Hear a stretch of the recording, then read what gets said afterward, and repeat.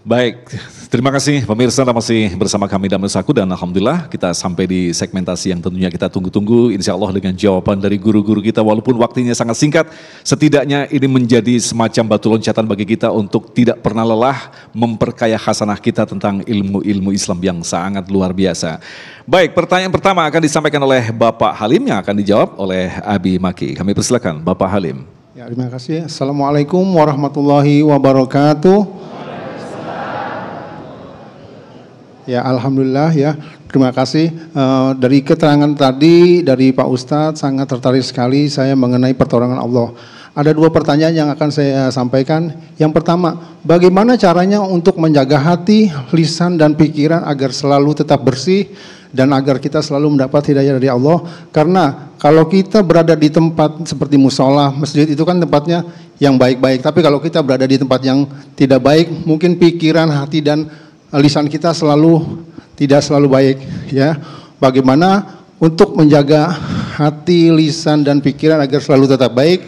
Yang kedua, bagaimana caranya supaya pertolongan Allah selalu kita dapatkan dimanapun tempat kita berada? Karena tidak semua tempat yang kita lalui itu tempat itu selalu baik, ya. Itu saja Ustaz, terima kasih. Assalamualaikum warahmatullahi wabarakatuh. Waalaikumsalam warahmatullahi wabarakatuh. Silakan Abi. Berkaitan dengan menjaga hati dan pertolongan Allah datang di setiap kesempatan. Iya, jazakumullah khair. Bismillahirrahmanirrahim. Pertanyaan yang sangat baik sekali, terima kasih. Yang pertama, bagaimana ya caranya untuk menjaga hati agar selalu baik? Pastinya dengan mengatakan banyak sekali, namun kutipannya, ringkasnya, cobalah kumpul selalu dengan orang-orang yang soleh, yang baik. Kenapa? Ketika berkumpul dengan orang-orang soleh, dengan orang-orang baik, semua bukan hanya hatinya saja terjaga, tapi pandangannya pun terjaga, lisannya pun terjaga. Ini makanya dengan mengatakan kenapa ketika di masjid kita cenderung untuk melakukan kebaikan, tapi begitu di luar masjid kita ini punten seakan-akan tertutup untuk melakukan kebaikan. Ini memang berat. Dan ini pun pernah diadukan oleh seorang sahabat Hanzalah kepada Rasul Shallallahu Alaihi Wasallam.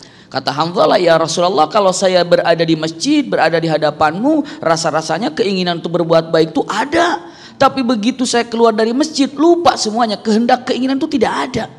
Ketika di masjid, nanti malam tahajud, nanti saya khatmul Quran, tapi begitu keluar dari masjid, lupa lagi.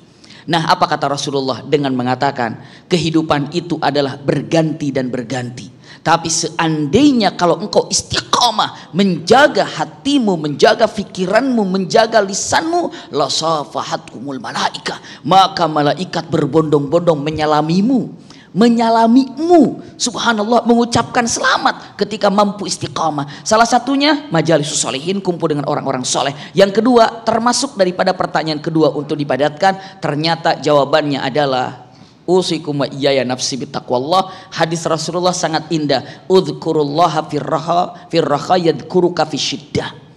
Sebut nama Allah dalam waktu luang, maknanya adalah selalu kontak dengan Allah, berzikir, maka pastikan dalam kesulitan apapun tanpa dipinta Allah menolong. Itu dia.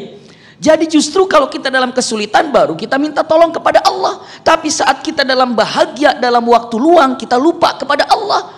Usikum wa iyaya nafsi bitaqwallah. Rasulullah bersabda dengan tegas tadi, saya ucapkan sekali lagi, udzukurullaha firraha yadhkuruka fisyiddah.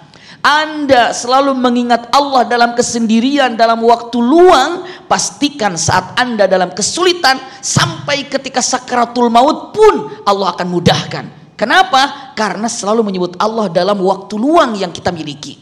Jadi sekarang jelas, ala bidzikrillahi tatmainnul qulub, itu benar sekali. Dengan menyebut nama Allah hati itu menjadi tenang. Kalau sudah tenang, yang ruwet pun bisa gampang.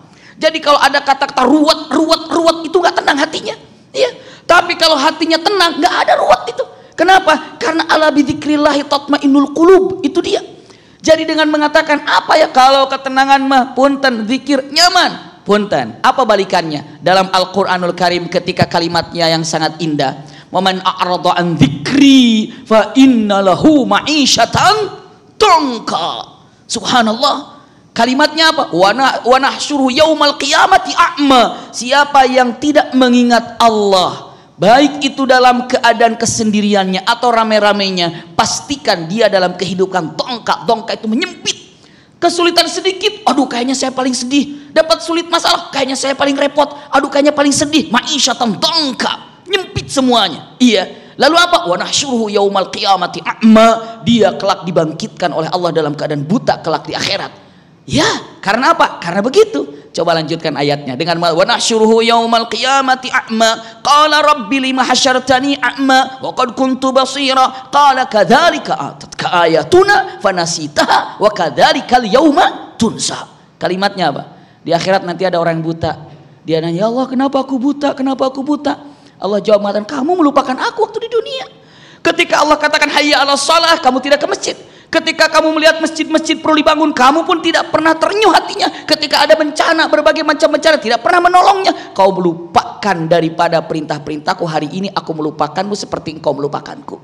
Jadi ingin ditolong oleh Allah, ingat dalam keadaan waktu luang, Allah akan nolong kita tanpa dipinta pun dalam waktu kesulitan. Wallahu a'lam bishawab. Nah, Kiai Tata, kalau kita kembangkan dari pertanyaan yang menarik ini, kita kaitkan dengan kisah perjalanan hampir semua Rasulullah yang diutus di muka bumi ini awalnya mengalami kesulitan yang amat sangat berat dan bahkan tidak bisa dibandingkan dengan umat-umatnya. Dan Allah pun dalam Al-Quran menegaskan, aku pilihkan kisah-kisah yang terbaik agar kalian bisa mengambil pelajaran. Ini kita kaitkan dengan waktu. Seringkali manusia yang hanya bersandar pada pikiran logika, ya Allah, saya minta seperti ini, maunya pada tanggal sekian ini, seperti ini bentuknya. Padahal kalau kita ketahui para nabi mungkin dalam bahasa kita disiksa habis-habisan, tapi justru itu adalah arah untuk menguatkan para nabi. Nah itu kalau kita kaitkan dengan masalah ini, seringkali manusia itu malah berhitung dengan Allah gitu. Bagaimana penjelasannya, Kiai? Terima kasih Mas Agung, Ibu Bapak sekalian. Ketika pertolongan Allah itu datang, wa yansurukallah nasran aziza, dalam surah Al-Fat ayat 3. Pertolongannya sangat kuat, tak tertandingi dan tak tersaingi. Dan itu dibuktikan dengan sederet contoh dalam Al-Quran. Ketika pasukan Abraha masuk ke Mekah, naik gajah untuk menghancurkan Ka'bah, Allah menolongnya dengan mengutus burung ababil hingga pasukan Abraha itu punah. Ketika Nabi Ibrahim alaihissalam diponis mati dengan cara dibakar api, Allah memberikan pertolongan menjadikan api dingin sama sekali. Ketika Nabi Musa alaihissalam hampir dibabat habis oleh keganasan Fir'aun laknatullah, Allah mengutusnya melalui tongkat Nabi Musa yang dipukulkan ke laut, lalu terbuka menjadi jalan keselamatan. Betapa indah. Sesuatu yang tidak mungkin menjadi mungkin, sesuatu yang sulit menjadi mudah, dan sesuatu yang tadinya tidak akan bisa didapat menjadi didapat karena pertolongan Allah.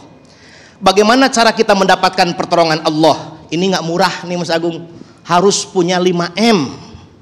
M yang pertama, muslimin, orang yang tunduk dan patuh hanya kepada Allah. M yang kedua, mukminin, orang yang beriman kepada Allah. M yang ketiga, muttaqin, orang yang melaksanakan perintah Allah dan menjauhi larangan Allah. M yang keempat, mukhlisin, orang yang ikhlas dalam mengabdikan dirinya kepada Allah.